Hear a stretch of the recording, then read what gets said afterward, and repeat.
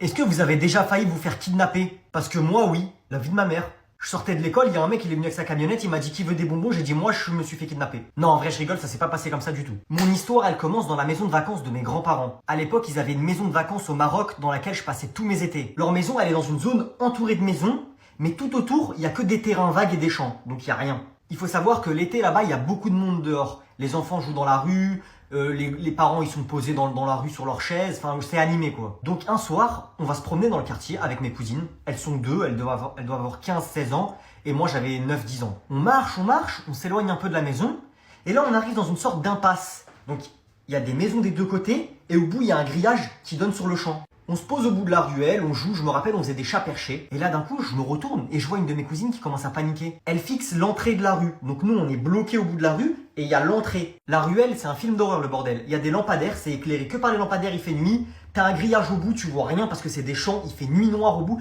Et de l'autre côté, bah, c'est l'entrée de la rue. C'est pas, je vois plusieurs mecs alignés en mode filet de pêche et ils avancent vers nous doucement. La seule chose dont je me rappelle d'eux, c'est qu'ils doivent avoir minimum la vingtaine ou la trentaine. Ils s'avancent de plus en plus vers nous et nous on les regarde en mode mais ils veulent faire quoi? Et là au bout d'un moment je commence à me chier dessus. Je suis un enfant mais j'ai quand même compris ce qui allait se passer. Donc j'ai commencé à crier, mais à hurler. Et je vous jure qu'ils avançaient quand même vers nous de plus en plus vite. Et il n'y a aucune des lumières des maisons qui s'est allumée, rien du tout. Là, je hurle mais de toutes mes forces. Parce que j'ai tellement hurlé les gars qu'il y a ma tata dans la maison de mes grands-parents qui m'a entendu et qui est venue en courant. Parce que le truc c'est que j'ai hurlé super fort mais pendant longtemps. Donc en gros elle a repéré mes cris et elle les a suivis quoi. Elle est arrivée en mode vénère en criant. Tous les mecs ils sont partis en courant mais genre à une vitesse. Ils ont disparu dans la pénombre. Après on est rentré et je vous jure qu'on n'a plus parlé de cette histoire. On a fait comme si de rien n'était. Vas-y, qui a déjà failli se faire kidnapper maintenant? Qui?